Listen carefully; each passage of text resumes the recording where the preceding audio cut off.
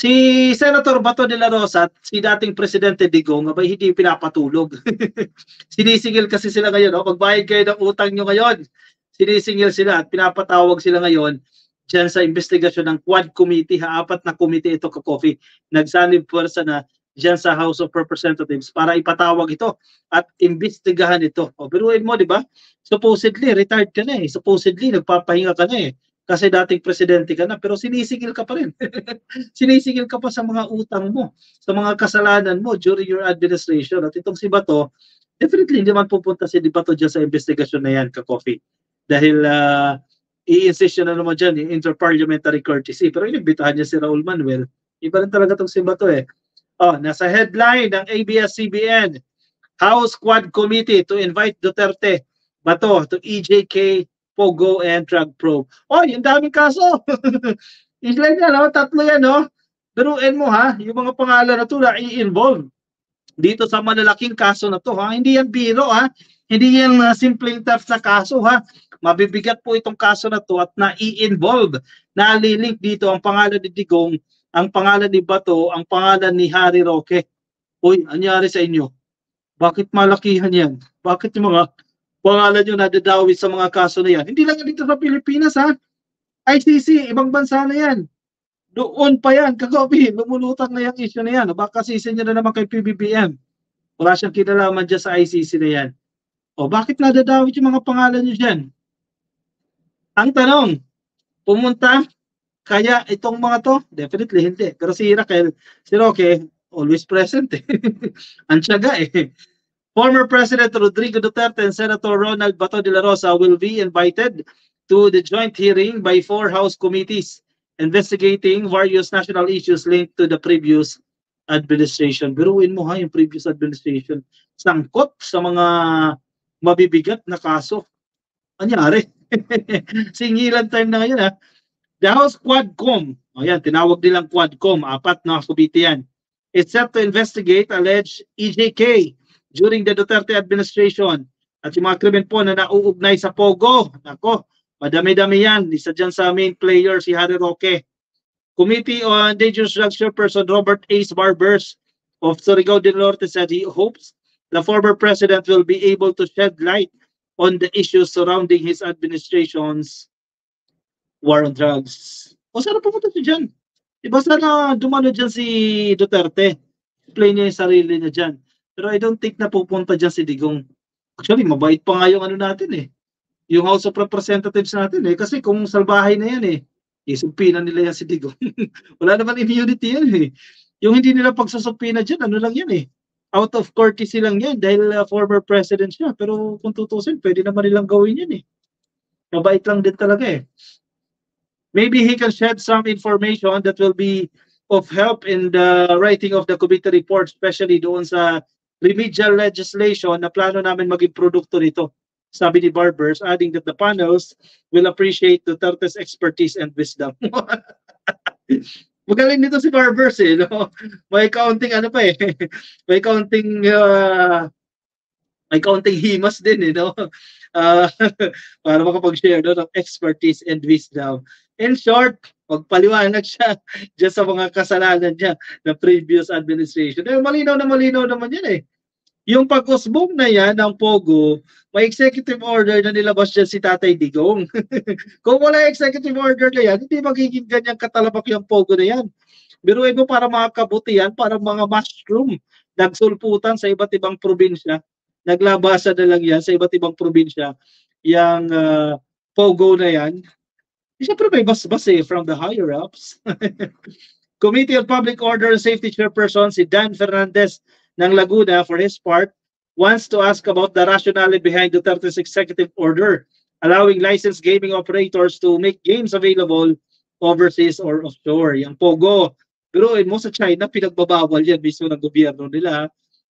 So tinanggap natin, o, sige, bawal dyan sa China ha, o sige dito kayo sa Pilipinas. Dito nyo i-set up yung kalokohan ninyo. Pero ang gumagamit niyan, mga Chinese. Kaya sabi nila, oh, very proud pa si Harry Roque, very proud eh. Sabi niya, dapat magpasalamat tayo dahil sobrang daming turista pumasyal sa Pilipinas. Karamihan dyan, Chinese. Oh. Proud pa siya, oh. Dahil karamihan daw ng mga turista, Chinese. Yun pala, Nagpapanggap lang na turista, mga empleyado pala ng Pogo. Wala palang mga papeles. Proud pa kayo niyan, ha? Ay, nako. Nahuli na kayo dyan, eh. Yung mga eskwelahan, eh. Nagpanggap din ng mga estudyante. Yeah? Kunyari, nag-aaral. Yung pala, mga trabahador. Ay, nako talaga. Kalokohan ng dating administrasyon.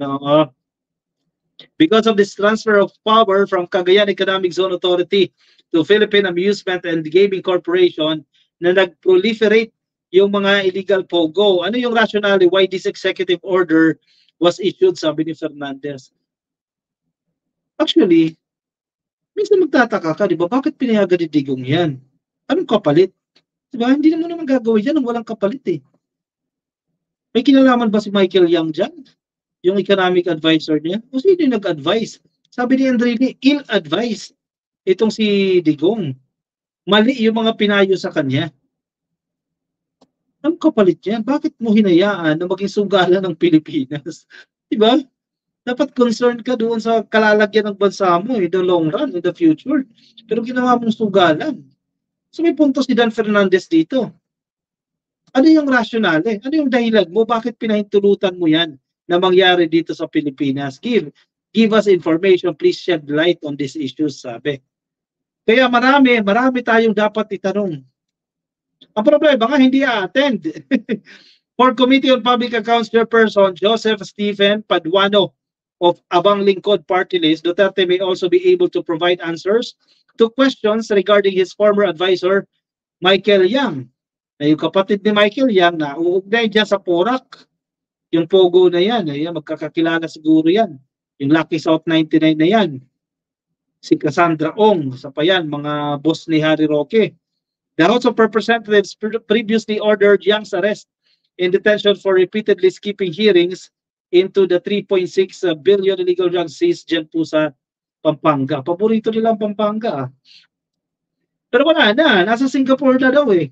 Si Michael Yang, ang tanong dyan, mapabalik pa kaya sa Pilipinas yan?